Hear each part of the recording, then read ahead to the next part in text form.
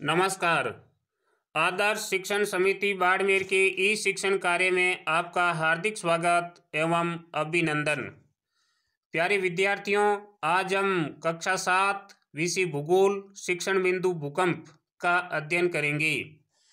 पिछले शिक्षण बिंदु में हमने पृथ्वी की स्थल मंडलीय प्लेटों और पृथ्वी पर लगने वाले दो प्रकार के बल, बहिर्जनित बल और अंतर्जनित बल, उसके प्रकार और उसके प्रभावों का अध्ययन किया था। आज हम पढ़ेंगे भूकंप। भूकंप जैसा आप सब जानते हैं, अंग्रेजी में इसको अर्थक्वेक कहते हैं। यदि इस शब्द की व्याख्या करें तो इसमें दो शब्द है। पहला है भू अर्थात धरती, कंप यानी कांपना, हिलना, डुलना, अर्थात जब धरती की ऊपरी सतह पर कंपन होने लगता है और धरती हिल जाती है तो उसको हम भूकंप के नाम से जानते हैं।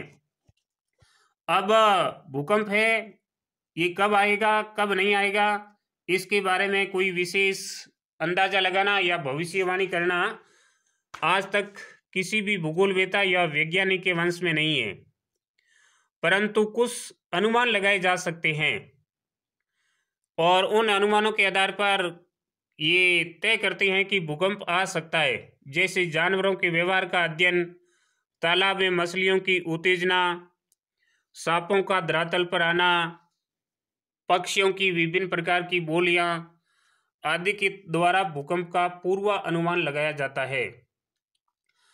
अब ये भूकंप क्यों आता है तो इसके कुछ कारण हैं।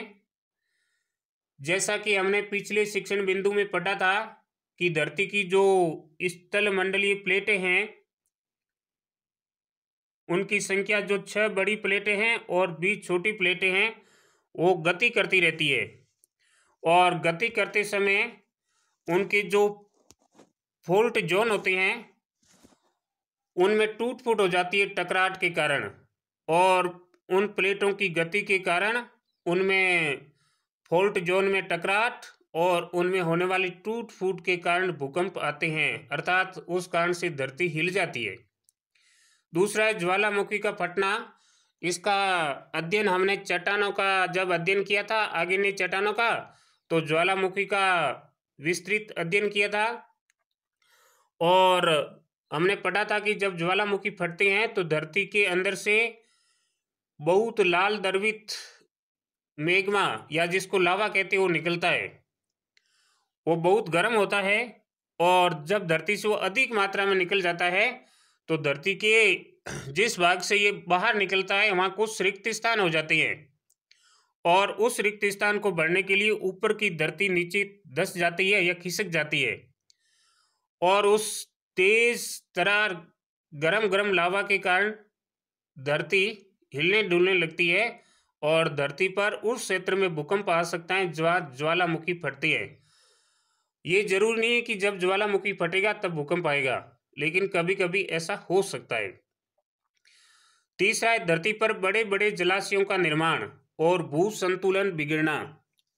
अब ऐसा भी मानते हैं कि ये जो बड़े बड़े जलाशय हैं इनके कारण भी धरती का संतुलन बिगड़ जाता है और धरती का संतुलन बिगड़ने से भूकंप आ सकता है। इसका स्पष्ट उदाहरण है भारत के अंदर महाराष्ट्र में 1967 में एक भूकंप आया था और उस भूकंप का कारण माना गया था कोयना जलाशय को। यानी महाराष्ट्र के अंदर 1967 के अंदर जो एक भूकंप आया था उसका कारण माना था कोयना जलाशय को। तो इस कोयना जलाशय के कारण भूकंप आया था। तो भूगोलवेता ये मानने लगे हैं कि जलाशयों के प्रभाव से भू संतुलन बिगड़ता है और उसके फलस्वरूप भी भूकंप आ सकते हैं।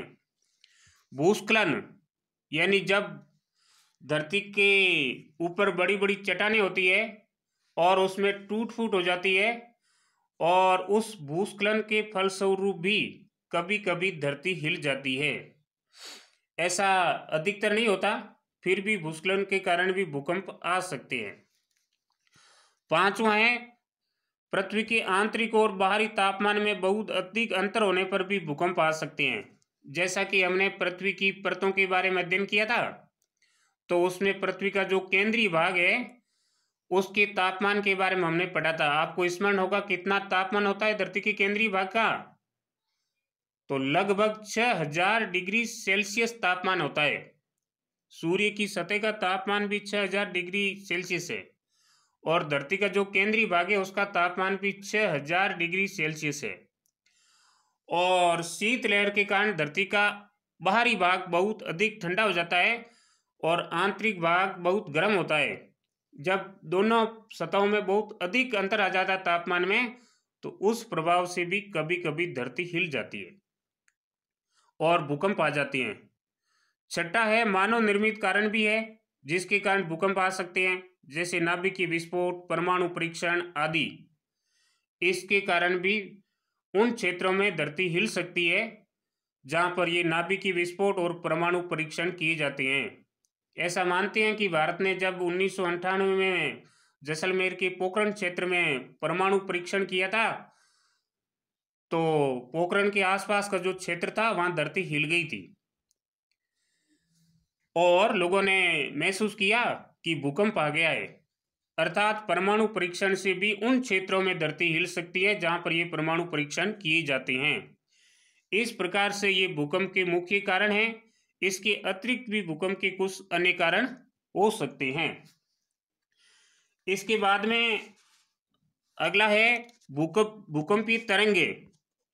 जैसा कि हम सब जानते हैं कि जिस विज्ञान की शाखा में भूकंप का अध्ययन किया जाता है उसको हम सिस्मोलॉजी के नाम से जानते हैं।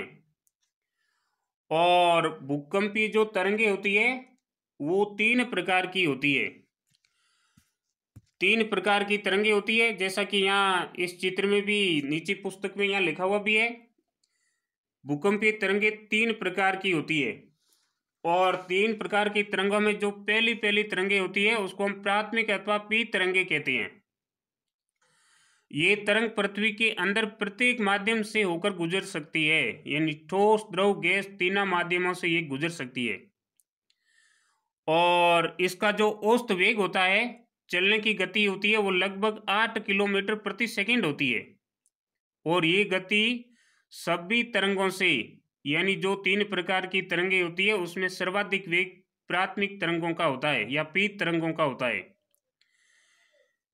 ये तरंगे किसी भी स्थान पर सबसे पहले पहुंचती है, क्योंकि वेग अधिक है तो सबसे पहले पहुंचे की सीधा सा अर्थ है। और पृथ्वी से गुजरने के लिए इन तरंगों द्वारा अपनाया गया जो मार्ग होता है उसका आकार नत्तोदर होता है।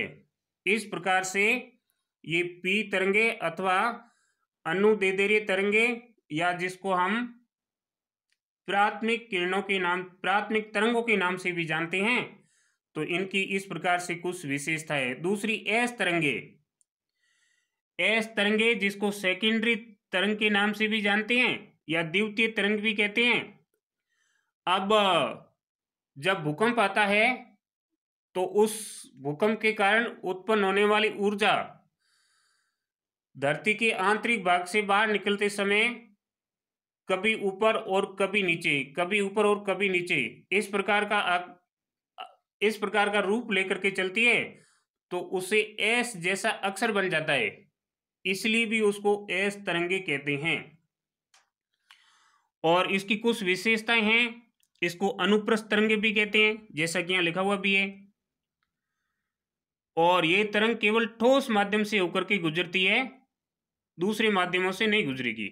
और इसका औसत वेग है वो प्राथमिक तरंगों की अपेक्षा आधा, अर्थात 4 किलोमीटर प्रति सेकंड होता है। और तीसरी प्रकार की तरंगे जिसको एल तरंग अथवा पृष्ठीय तरंग भी कहते हैं, इसकी क्या विशेषताएं होती है? इन्हें धरातलीय अथवा लंबी तरंगों के नाम से भी पुकारा जाता है। और इसकी जो खोज करने वाले भूगोलवेत्ता थे उनका नाम था HD लव। इस कारण से इन तरंगों को HD लव के नाम पर लव तरंगों के नाम से भी पुकारा जाता है। लव तरंग इसलिए कहते हैं क्योंकि इनकी खोज करने वाला जो व्यक्ति था वो HD लव था। और इसका वेग है वो बहुत कम होता है, यानी लगभग 1.5 किलोमीटर से लेकर के 3 किलोमीटर प्रति सेकेंड के आसपास होता है। इस प्रकार से हम कह सकते हैं कि जो 3 प्रकार की तरंगे हैं इनकी अलग अलग विशेषताएं हैं और अलग अलग विशेषताएं होने के कारण ये 3 अलग अलग नामों से पुकारी जाती है। इसके बाद में अब भूकंप आता है, तो भूकंप का नापन कैसे करते हैं? भूकंप का नापन जिस यंत्र से किया जाता है उसको हम भूकंप लेखी कहते हैं, यानी भूकंप का लेखा जोखा करने वाला यंत्र। अब इसका रिएक्टर स्केल होती है और उस पर ये नापा जाता है। यदि रिएक्टर स्केल पर भूकंप की तीव्रता 2.0 अथवा उससे कम होती है तो ऐसा मानते हैं कि ये भूकंप है वो हमारे लिए कोई नुकसान करने वाला नहीं है। और जिस भूकंप की तीव्रता होती है वो 5.0 तक होती है तो उसके कारण हमारे घर के अंदर फर्नीचर या आदि वस्तुएं रखी हो वो हिल सकती है, गिर भी सकती है, उनसे हमको कुछ नुकसान भी हो सकता है। और जिस भूकंप की तीव्रता 6.0 अथवा उससे अधिक होती है तो बहुत शक्तिशाली होता है। और यदि भूकंप की तीव्रता रिएक्टर स्केल पर 7.0 अथवा उससे अधिक होती है तो वो भूकंप हमारे लिए बहुत ही विनाशकारी होता है, बहुत ही शक्तिशाली होता है। इसके कारण हमारे घर है वो आदि गिर सकते हैं। इस प्रकार से भूकंप का जो मापन है रिएक्टर स्केल के द्वारा किया जाता है और जिस प्रकार से उसका नापन होता है उसके आधार पर उसको विनाशकारी भूकंप या विनाशकारी नहीं है आदि नामों से पुकारा जाता है। इसके बाद में भूकंप से बचाव के लिए हमें क्या करना चाहिए? यदि भूकंप आ जाता है तो भूकंप के दौरान हमें कहाँ रहना चाहिए, क्या करना चाहिए, क्या नहीं करना चाहिए? तो भूकंप आ जाता है तो यदि हम घर के अंदर है तो घर के अंदर ही रहे, बाहर नहीं जाए। और घर के अंदर कहाँ पर रहे? रसोई के काउंटर या मेज के नीचे, दीवार के अंदरूनी कोने में, जहाँ पर हमको चोट लगने वाली नहीं है वहाँ पर रहना चाहिए। और भूकंप के समय इनसे दूर रहना चाहिए। आग लगने वाले स्थान, चिमनी के आसपास अथवा टूट सकने वाली खिड़कियों, दर्पण या तस्वीर फ्रेम आदि से दूर रहे। और भूकंप के समय एक और सावधानी रखनी चाहिए, यदि भूकंप आ गया है उस समय हमारे घर में लाइट या बिजली चालू है तो सर्वप्रथम बिजली का मेन स्विच बंद कर देना चाहिए, क्योंकि भूकंप के समय जब दीवारें टूटेगी तो वायर भी टूट सकते हैं और उसके कारण हमको करंट लग सकता है। इसलिए लाइट को तुरंत बंद कर देना चाहिए। यदि हम वाहन चला रहे हैं भूकंप के समय तो वाहन को एक स्थान पर रोक करके तुरंत वाहन से दूर चले जाना चाहिए। हम घर से बाहर है तो उस समय भी कुछ सावधानियां रखनी चाहिए। जैसे आप भूकंप आया उस समय एक पेड़ के नीचे हैं तो तुरंत पेड़ से दूर खाली जगह पर चले जाना चाहिए जहां पर आपके ऊपर गिरने वाली कोई चीज नहीं हो, यानी खाली जगह पर रहे। तो इस प्रकार से भूकंप के समय कुछ सावधानियां बरती जा सकती है। एक इम्पोर्टेंट चीज और है कि भूकंप के समय हमारे घर टूट जाते हैं तो घर टूट सकते हैं, हमको बहुत सारा आर्थिक नुकसान हो सकता है। इसलिए घर का हमें बीमा करवाना चाहिए, घर की बीमा पॉलिसी करवा लेनी चाहिए। जिस प्रकार से हम गाड़ी का बीमा करवाते हैं, हमारे खुद का भी बीमा होता है, LIC जिसको बोलते हैं, तो घर का बीमा भी करवाना चाहिए। घर का बीमा करवाने से हमको जो भी क्षति होगी, जो भी आर्थिक नुकसान होगा उसकी भरपाई बीमा कंपनी द्वारा कर दी जाएगी।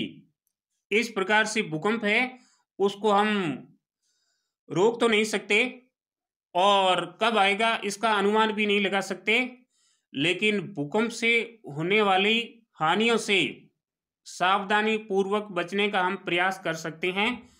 और भूकंप के समय लोगों को जागरूक भी करना चाहिए और यथासंभव इनसे होने वाले नुकसानों से बचने का सार्थक प्रयास करना चाहिए। यदि भूकंप आ जाता है और उसके बाद में क्या क्या हुआ क्या नहीं हुआ, इसलिए दूरदर्शन से प्रसारित होने वाले समाचार, रेडियो द्वारा प्रसारित होने वाले समाचार आदि को भी सुनते रहना चाहिए। और सरकार के द्वारा जो आपदा प्रबंधन कार्यक्रम चलाए जाते हैं उसमें भी हमको यथासंभव सहयोग करना चाहिए। यदि हमको कोई नुकसान नहीं हुआ है तो जो लोग भूकंप आने के कारण दीवारों के नीचे दब गए हैं, उनके घर टूट गए हैं, उनका भोजन समाप्त हो गया है, ऐसे लोगों की मानवीय तौर पर मानवता के नाते सहायता करनी चाहिए। यदि हमारे क्षेत्र में भूकंप नहीं आया है, किसी दूसरे क्षेत्र में आया है, तो वहाँ की लोगों की मदद के लिए भी हमें आगे आना चाहिए और जितनी हो सके उतनी हमें मानवता के नाते मदद करनी चाहिए। क्योंकि भारतीय संस्कृति में हम कहते हैं सर्वे भवन्तु सुखिनः, यानी सभी लोग सुखी रहने चाहिए। और सुखी तभी रहेंगे जब हम एक दूसरे की सहायता करेंगे, एक दूसरे की मदद करेंगे, एक दूसरे की सुख दुख में काम आएंगे। इसलिए ये प्राकृतिक आपदाएं हैं, इनको हम रोक नहीं सकते, लेकिन मानवता के नाते एक दूसरे की सहायता करके एक दूसरे का दुख कम कर सकते हैं और एक सच्चे मानव होने का परिचय दे सकते हैं। इस प्रकार से भूकंप के बारे में हमने बहुत ही संक्षिप्त अध्ययन किया। भूकंप की परिभाषा, भूकंप आने के कारण और भूकंपीय तरंगों, उनके बचाव के उपाय आदि के बारे में बहुत संक्षिप्त में जानकारी प्राप्त की। आप अपने पास अन्य साधन होंगे, पुस्तकें होगी, अपने साथियों से चर्चा करके इस विषय पर विस्तार से चर्चा करेंगे, विस्तार से अध्ययन करेंगे और भूकंप के बारे में जानेंगे, ऐसा मैं आपसे निवेदन करता हूं। यहाँ पुस्तक के अंदर एक अखबार का समाचार भी दिया हुआ है। भुज में भूकंप के झटके। 26 जनवरी 2001 को गुजरात के भुज शहर में बहुत भयंकर भूकंप आया था और रिक्टर स्केल पर इसकी जो नाप था वो 6.9 था और इसके कारण बहुत सारा विनाश वहां हो गया था। बाद में सरकार के द्वारा वहां बहुत सारा सहायता अभियान भी चलाया गया और लोगों की मदद की गई। तो यहाँ पहले लिखा है भुज में भूकंप के झटके, शहर में आग, स्कूल सर्वाधिक प्रभावित, भुज की तबाही, भूकंप प्रभावित क्षेत्र में आपातकाल की घोषणा, मुख्यमंत्री की केंद्र से अपील। इस प्रकार का एक समाचार यहाँ दिया हुआ है। इसमें कुल 7 बिंदु है। अब नीचे इसमें क्रियाकलाप में लिखा है कि भूकंप के पश्चात समाचार पत्रों की मुख्य समाचारों के रूप में दिया गया भूकंप एक वस्तु स्थिति अध्ययन पढ़ें। इस घटना को क्रमानुसार श्रेणीबद्ध करें। यदि इसको हम क्रम के अनुसार जमाएंगे तो इसमें पहले स्थान पर 1 नंबर वाला आएगा भुज में भूकंप के झटके। दूसरे स्थान पर 4 नंबर वाला आएगा भुज की तबाही।